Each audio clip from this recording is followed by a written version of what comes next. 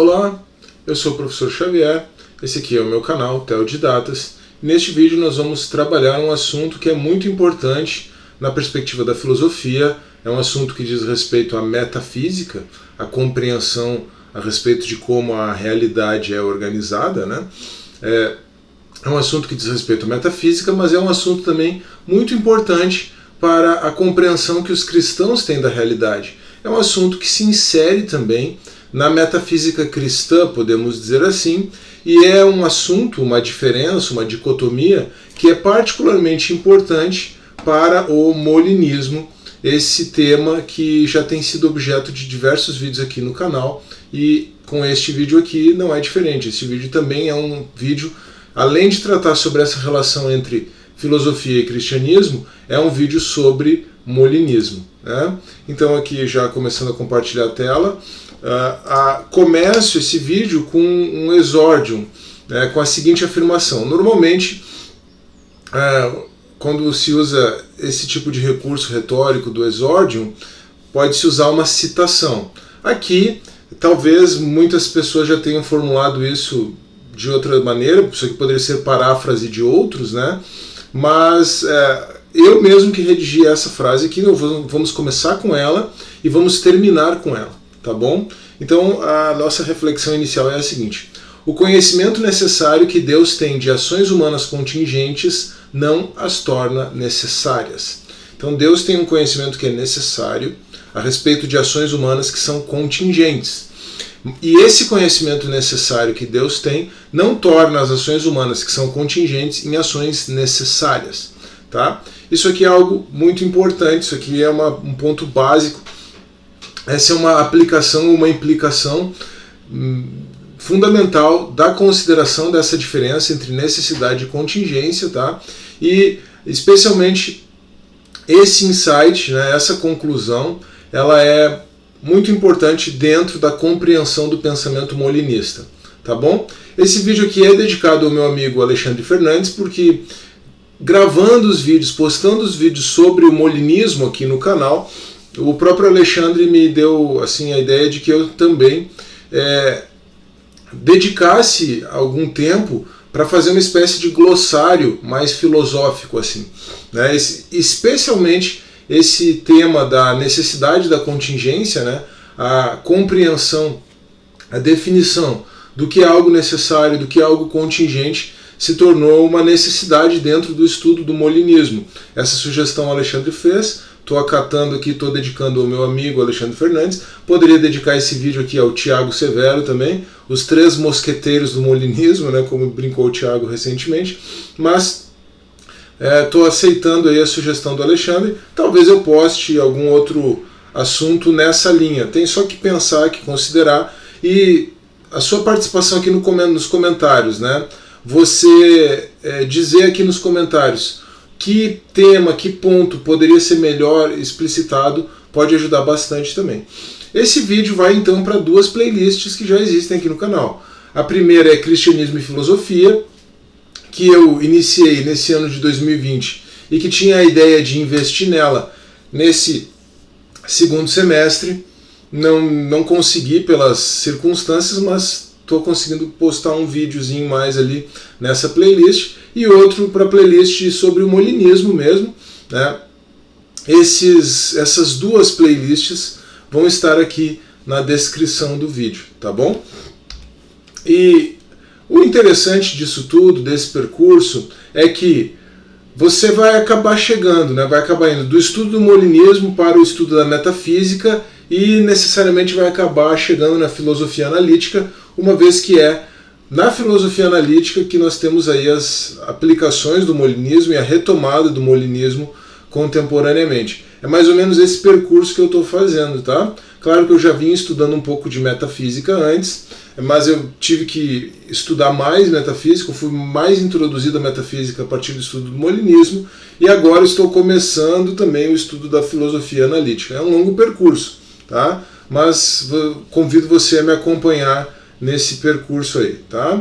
A delimitação aqui da nossa abordagem, é importante deixar claro, é que nós vamos trabalhar numa perspectiva de uma metafísica cristã, tá? Ou seja, nós vamos tentar compreender como a realidade é organizada a partir de conceitos que são formulados originalmente na filosofia, mas vamos entender as aplicações cristãs disso.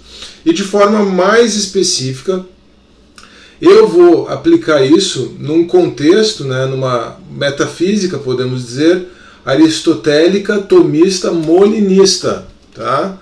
Um aristotelismo tomista, molinista. O que significa isso? Significa que nós temos um intelectualismo conceptualista no contexto da filosofia analítica. Tá? Por que intelectualismo? Intelectualismo em contraposição a voluntarismo. Tá? Intelectualismo porque nós compreendemos que a realidade é melhor explicada a partir da mente de Deus, a partir do raciocínio de Deus e não exclusivamente a partir da vontade de Deus ou preponderantemente a partir da vontade de Deus, como é a perspectiva voluntarista. Tá? E conceptualista em contraposição ao nominalismo, porque entendemos que é possível sim compreender a essência das coisas, as essências individuais de todos os entes criados, e especialmente dos seres humanos, né, agentes livres, contingentes. As essências individuais foram pré-concebidas na mente de Deus, e também na mente de Deus nós podemos falar não apenas das essências individuais, mas das essências em geral. Né? Então assim podemos postular um realismo moderado, né? Entender que existe sim uma realidade que pode ser compreendida, que pode haver uma equivalência entre os nossos pensamentos e a realidade, a partir dessas essências contempladas inicialmente na mente de Deus, em contraposição ao nominalismo, que entende que universais não existem, né? Universais não passam de meras vocalizações vazias, né? Flatus votis. Então, o que é importante a gente entender, aqui só fazendo uma abordagem mais histórica, né, é que esse aristotelismo tomista molinista, claro, o molinismo ele vem dentro dessa linha de pensamento, ele é uma linha de pensamento que se desenvolve dentro da teologia da filosofia católica, né? Tomás de Aquino retomando a tradição aristotélica e o Molina pensando a partir de Tomás de Aquino. Tá? Mas é essa estrutura aqui que consegue ser recuperada pela filosofia analítica contemporaneamente. Tá? Isso que é importante a gente entender. Mesmo filósofos cristãos que se afirmam, são considerados reformados, como Alvin Plantinga, eles trabalham nessa perspectiva conceitualista. Tá? Então, isso aqui é bem importante a gente compreender. Por quê? Porque os pensadores da reforma protestante, a filosofia dos reformadores protestantes e, consequentemente, a sua teologia, ela partiu de um voluntarismo nominalista, que não foi novidade dos protestantes, que não foi novidade dos reformadores, mas que homens como Lutero deveram, em especial, a Guilherme de Ockham, por exemplo. Tá? Então, a gente acha que não tem filosofia por trás da nossa teologia, mas tem. Tá? E realmente o voluntarismo nominalista tipicamente reformado, tipicamente protestante, ou vamos colocar assim, tipicamente protestante, porque você pode acomodar um intelectualismo conceptualista pela via da filosofia analítica dentro do pensamento reformado, né? Aí pensando no pensamento reformado como uma coisa muito mais ampla, que abrange até mesmo Alvin Plantinga. Pensadores reformados, nós podemos pensar aí que o próprio William Lane Craig seja um pensador reformado, embora existam reformados aí que considerem o Craig um herege por ser molinista, mas deixa isso para lá. Né? E isso consta de lista oficial, tá? Consta de index de um site reformado americano, mas vamos deixar isso para lá. E o que a gente precisa entender então é que você pode retomar essa abordagem mais conceptualista, né, dentro de uma estrutura de pensamento reformado. Então essa característica do voluntarismo nominalista ela é uma característica típica dos protestantes, tá? Da reforma protestante, ali de Lutero e de Calvino em especial. Tá bem? Bom, vamos então agora para o conteúdo propriamente. Vamos definir primeiro necessidade, ou melhor, o que é um ente necessário. Entes necessários são entes que não podem ser de outro modo, tá? Não tem como aquilo ser imaginado de outra maneira. Exemplos de entes necessários são as leis da lógica, tá?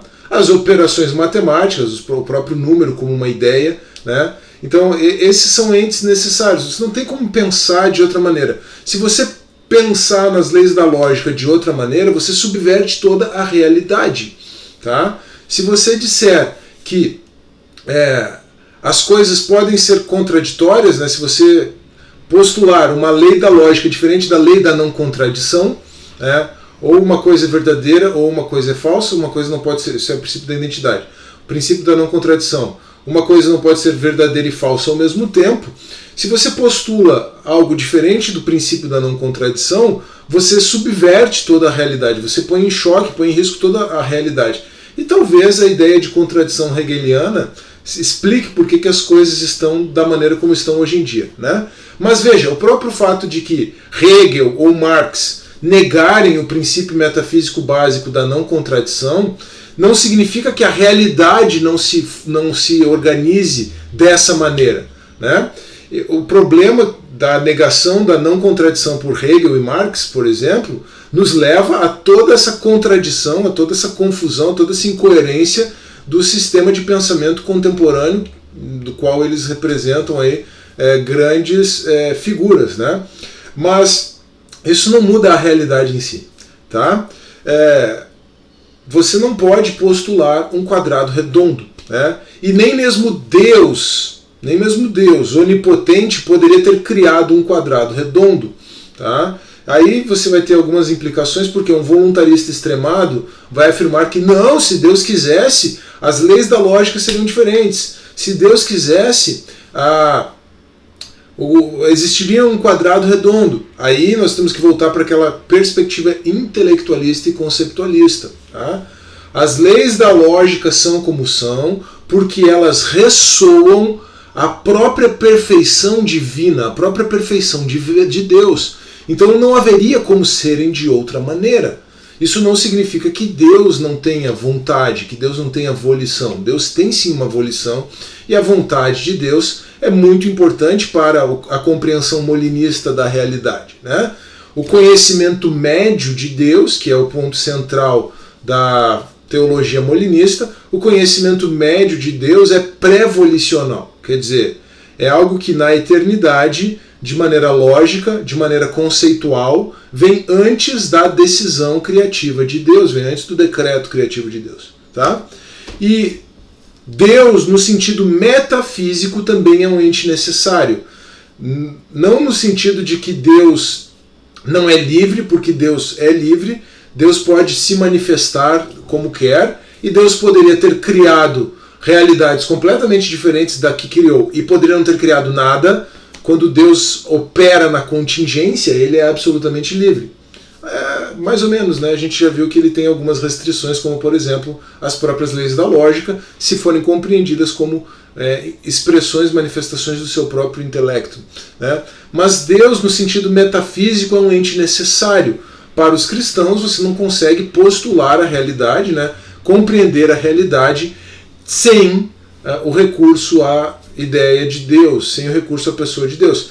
Isso aqui é tanto por uma necessidade filosófica, tá? Isso a gente não vai ter tempo de trabalhar aqui, quanto por uma questão revelacional. O Deus criador, o ente necessário, o ente incriado, se revelou na história, e o ponto culminante desse processo de autorrevelação é a pessoa de Jesus, tá? Agora, trazendo essas ideias para a semântica de mundos possíveis, algo necessário é algo que existe em todos os mundos possíveis. Então, por exemplo, as leis da lógica são as leis da lógica em todos os mundos possíveis. Você não pode postular, imaginar um mundo possível em que as leis da lógica não existam. E aqui eu estou vendo que eu vou ter que gravar um vídeo só para explicar o que são mundos possíveis, né? Boa, já me dei conta que dentro desse nosso glossário molinista eu vou gravar um vídeo sobre isso, tá?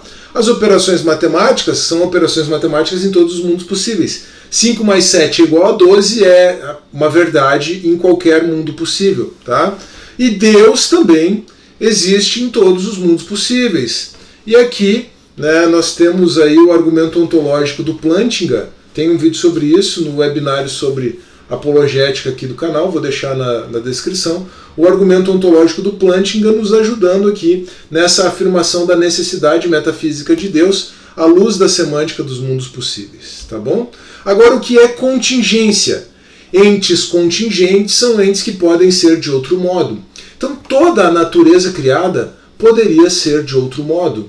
Deus escolheu atualizar este mundo possível dentre infinitos mundos viáveis. Dentre infinitos mundos possíveis, desculpa. Depois a gente vai ter ainda mundos viáveis também. Né?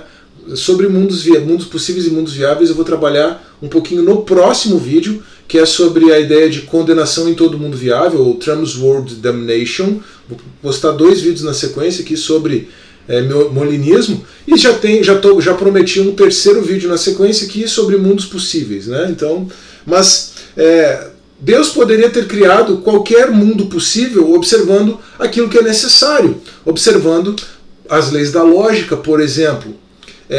Deus poderia, inclusive, não ter criado mundo nenhum. Tá? Essa é uma questão importante para a gente entender a contingência da natureza criada e, particularmente, a contingência dos seres humanos. Agora, a questão que se coloca é se nós, seres humanos, que somos contingentes, porque poderíamos não ter sido, se nós temos escolhas livres, se dentro da contingência a partir da qual nós compreendemos a realidade criada, que poderia ter sido de outro modo, e nós compreendemos a nossa própria realidade, nós poderíamos ter sido de outro modo, e nós poderíamos ser de outro modo, se as nossas escolhas são livres, se nós poderíamos escolher de outro modo. Aqui nós temos algo que é muito importante, né, da perspectiva filosófica, essa discussão entre fatalismo, determinismo e liberdade libertária é uma questão filosófica antes de qualquer coisa, né? Mas ela repercute dentro do cristianismo. Tá? E se você adota um voluntarismo nominalista, você pode inclusive afirmar que as escolhas dos seres humanos não são livres, não são necessárias, não são contingentes, são necessárias. Como Lutero fez. Tá? Lutero afirmou isso textualmente na sua obra O Servo-Arbítrio. Então, ele diz assim, você pensa que alguma coisa que você escolhe é livre, é contingente, mas na verdade, se Deus determinou todas as coisas acontecem de maneira necessária. Aqui o Lutero fez uma salada de frutas filosófica. Tá? E eu vou tentar demonstrar isso, né? A gente está tentando trabalhar analiticamente cada uma dessas coisas aqui para mostrar a salada de frutas filosófica que o Lutero fez nessa sua afirmação no servo-arbítrio. Tá?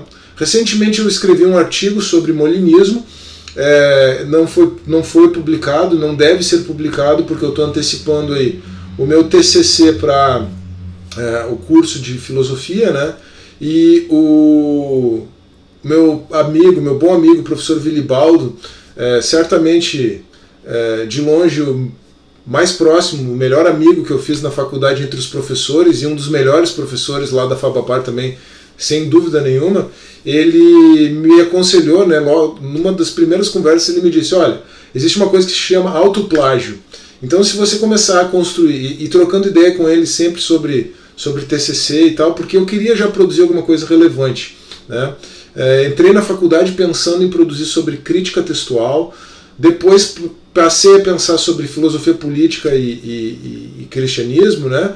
Mas agora realmente entendi que o molinismo, ele, inclusive para o segundo tópico, né, para a segunda ideia, filosofia política e cristianismo, o molinismo eu acho que é mais importante nesse momento, até porque falta muita coisa sobre molinismo em língua portuguesa. Né? E o que eu poderia providenciar com um TCC em crítica textual, ou na teoria do texto majoritário da família 35, o meu amigo Marcelo Freitas já está suprindo em conjunto com o Dr. Pickering. Né? Então, realmente, vou focar no molinismo, vai ser sobre isso meu TCC, isso vai virar produções posteriores, mas a dica do professor Vilibaldo foi essa, cuidado com o autoplágio, quer dizer, não publique algo num artigo antes que você não vai poder aproveitar no seu texto, né? Então eu não posso...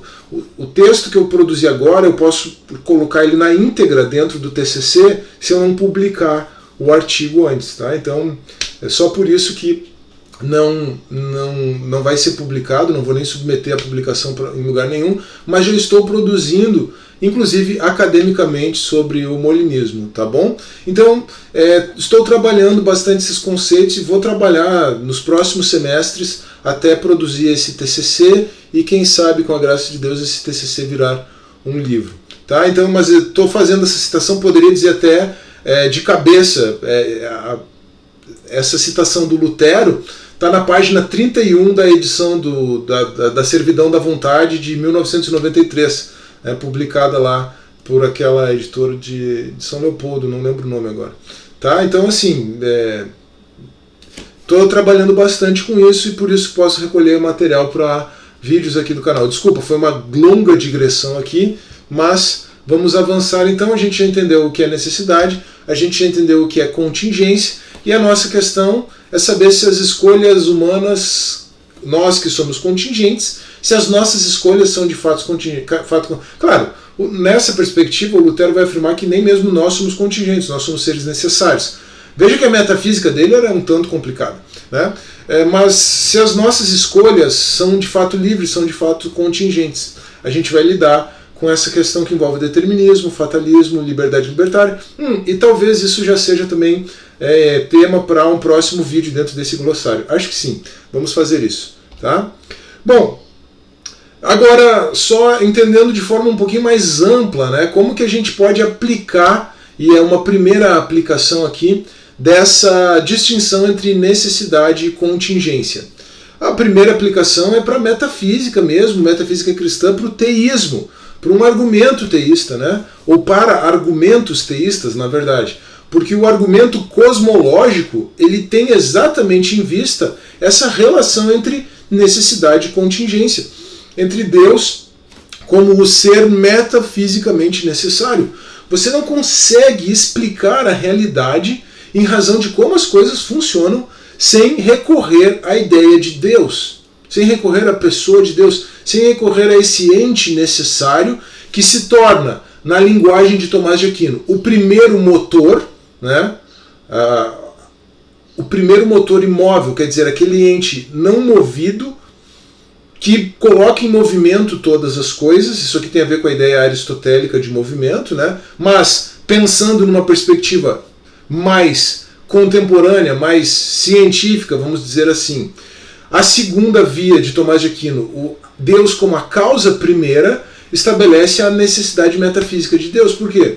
Porque quando você pensa numa ordenação de causas, numa concatenação de causas, você tem uma impossibilidade metafísica, que é a impossibilidade de regresso ao infinito. Se você não pode regressar ao infinito, então Deus tem que ser a causa primeira, aquele que coloca todas as coisas em movimento, no sentido aristotélico, mas aquele que dá causa a todas as coisas para iniciar essa cadeia de causalidade, essa cadeia de relação de causa e efeito que nós temos na natureza e que nós podemos, inclusive, descrever cientificamente. Tá?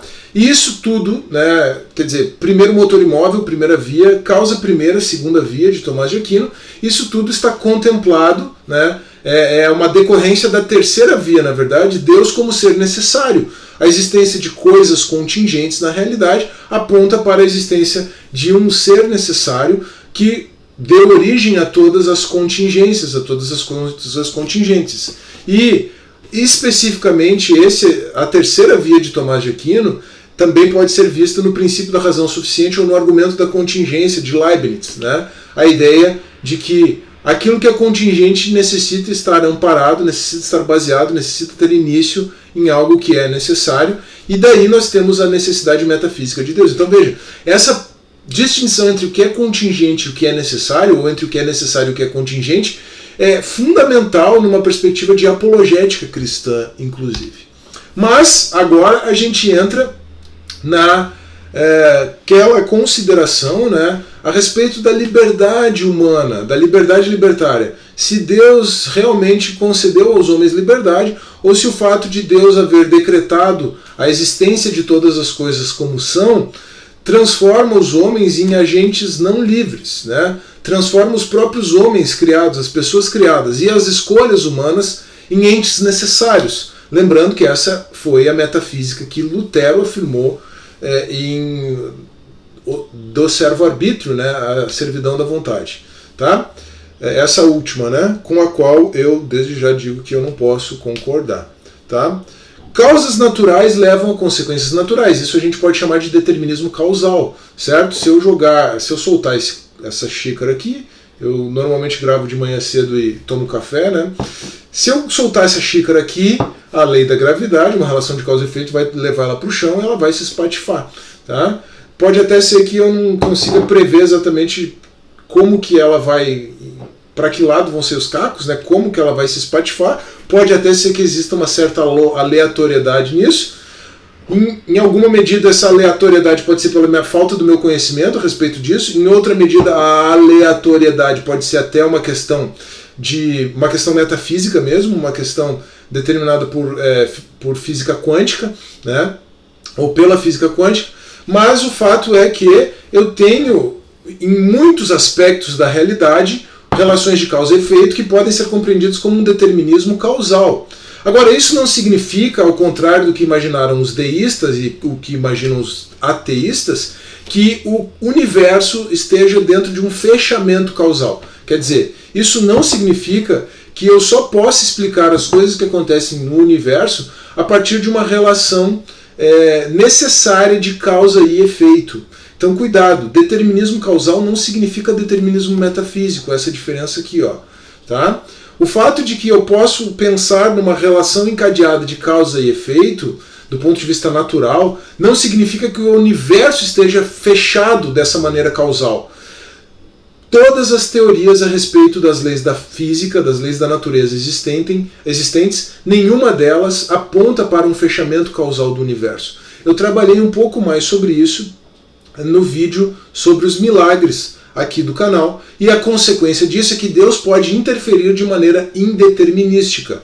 Segundo Molina, né, isso é afirmado pelo Fredoso, desculpa. Segundo Molina, né, afirmado pelo Fredoso aqui na introdução da tradução da parte 4 da Concórdia sobre a presciência divina, Deus é o agente indeterminístico por excelência, tá?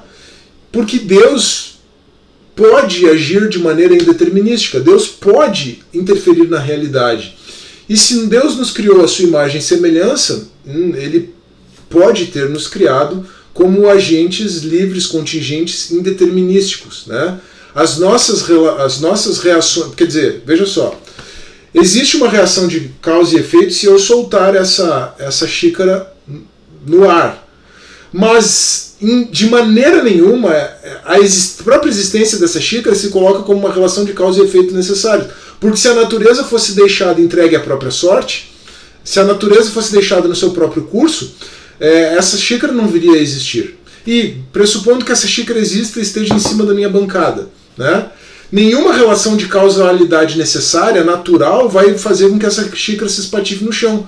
Eu preciso, por decisão, ou, na pior das hipóteses, de maneira involuntária, né, batendo na xícara, mas eu só não considerei a existência da xícara. As minhas ações foram voluntárias e estava fazendo outra coisa. Vamos dizer que eu quis levantar bruscamente porque vi que tinha algo acontecendo lá fora e bati na xícara e derrubei. Ou, voluntariamente, peguei a xícara, larguei ela no ar e ela caiu no chão.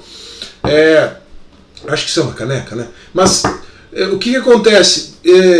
Eu estou interferindo de maneira indeterminística, né, numa relação de causa e efeito necessária. Uma vez que ela seja solta no ar, ela vai cair no chão e vai se espatifar, por causa da lei da gravidade. Mas há uma interferência humana que é indeterminística sobre isso. E esse é um ponto fundamental para a ideia do molinismo, tá? Se você entender que dentro de uma ordem causal pré-determinada, estabelecida por Deus, nenhuma das ações humanas ela é contingente, ela é livre, quer dizer, tudo que você fez você estaria condicionado a fazer, você faz de forma necessária, numa relação de causa e efeito necessária, você simplesmente abre mão filosoficamente da ideia de liberdade. E toda tentativa de compatibilizar determinismo com liberdade não é filosoficamente coerente do meu ponto de vista. Por isso que eu nunca consegui compreender a distinção tipicamente reformada entre livre-arbítrio e livre-agência. Para mim não faz sentido. Tá?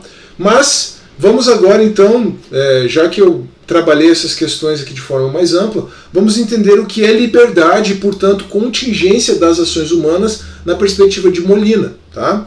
Para Molina, uma ação livre é uma ação, primeiro, não coagida. Né? Então, se você for coagido a agir de determinada maneira, você não está agindo livremente. Mas também, uma ação livre é uma ação não necessária. Acho que todo o exemplo que eu já dei em torno de deixar a xícara cair, aqui, ou a caneca cair, pode ter auxiliado aí a compreender isso. E com isso nós podemos entender, por um lado, a necessidade metafísica, né? A necessidade que temos de compreender Deus, a existência de Deus em todos os mundos possíveis, mesmo os mundos, quer dizer, Deus é uma causa primeira, né, nos mundos possíveis criados. Mas mesmo em mundos possíveis que nem tenham vindo a existir, né, ou em mundos possíveis totalmente diferentes, em que a gente não tenha nem mesmo seres humanos, ou nem mesmo vida criada, Deus continua sendo Deus e continua sendo autoexistente nessa perspectiva metafísica, mas Deus é livre, porque Ele é o agente que determina como cada mundo possível poderia ser. Tá? Então, Deus é metafisicamente necessário, mas Ele é metafisicamente livre também. Tá? E essa compreensão que parte de Deus tem as suas implicações em nós. Tá? Agora, uma segunda aplicação ética, isso aqui é importantíssimo. Tá? Vou fazer essa aplicação ética a partir de uma pergunta. Como responsabilizar alguém por uma ação necessária? Se você não é livre, se você não teria como agir de outro modo, como você poderia ser responsabilizado? Tá? A liberdade e a contingência são base para qualquer sistema ético coerente, mas eu diria mais. E aí, com isso, né, com essa ideia de que liberdade e contingência são base para qualquer sistema ético coerente, nós transitamos do argumento cosmológico para o argumento moral e vamos de volta ao teísmo. Né?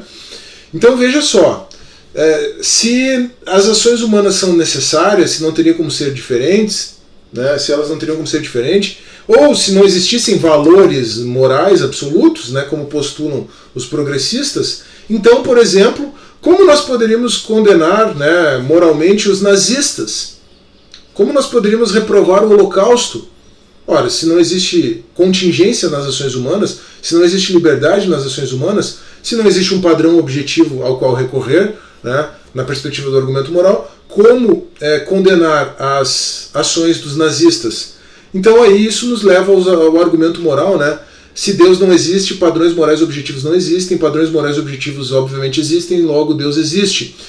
Isso é um bom recurso apologético para utilizar com os relativistas e com as pessoas que flertam com o deísmo, com o agnosticismo e até mesmo com o ateísmo. Tá? Mas isso aqui eu estou colocando numa outra perspectiva, né? Se as ações humanas são necessárias e não livres, não contingentes, que base nós teríamos para reprovar qualquer pessoa? Tá? Claro que isso aqui tem implicações soteriológicas mais profundas na perspectiva da predestinação calvinista, né?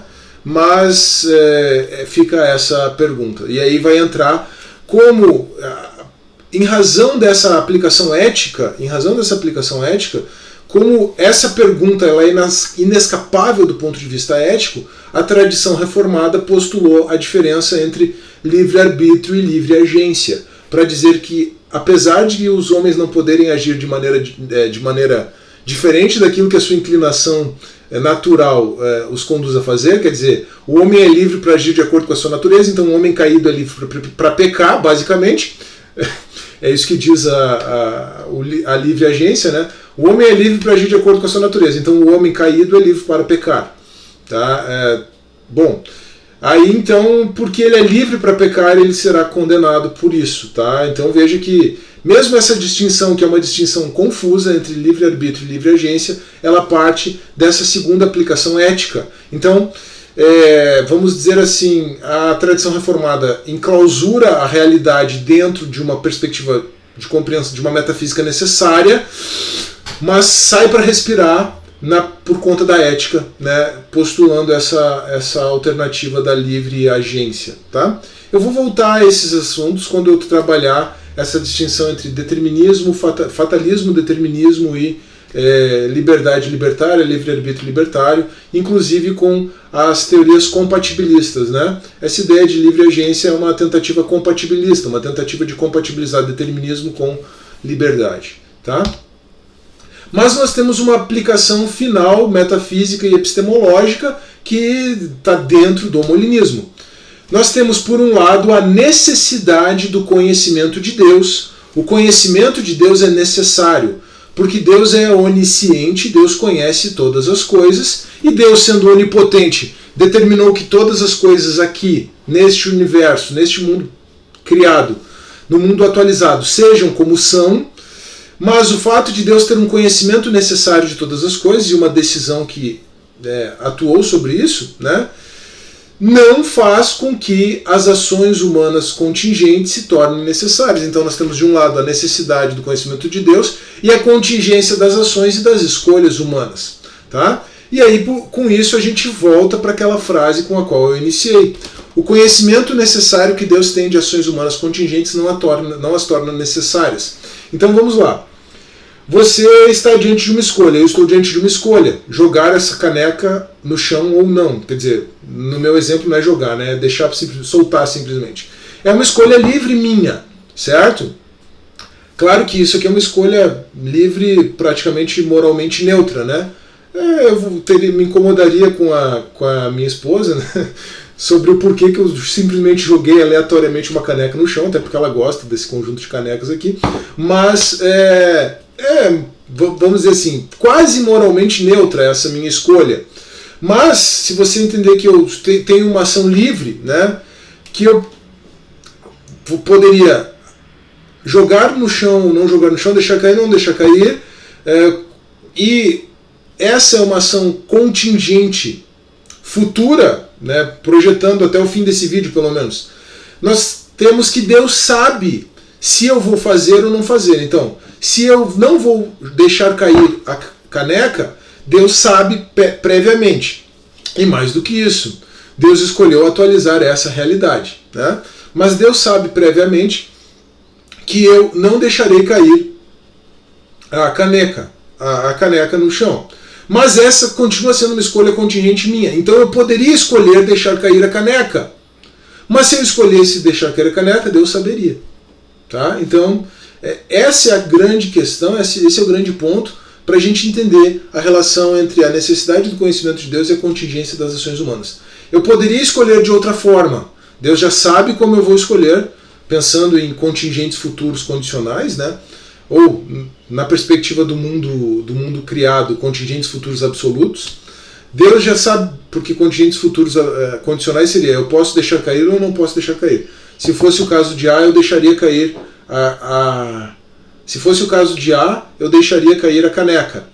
Verdadeiro ou falso? Deus já sabe, Deus apreende no seu conhecimento médio o valor de verdade dessa proposição e particularmente escolhe atualizar um mundo possível ou um mundo viável no qual essa proposição ela é verdadeira ou falsa ou simplesmente é descartada, né? Claro que se eu não existo, essa proposição ela é necessariamente falsa.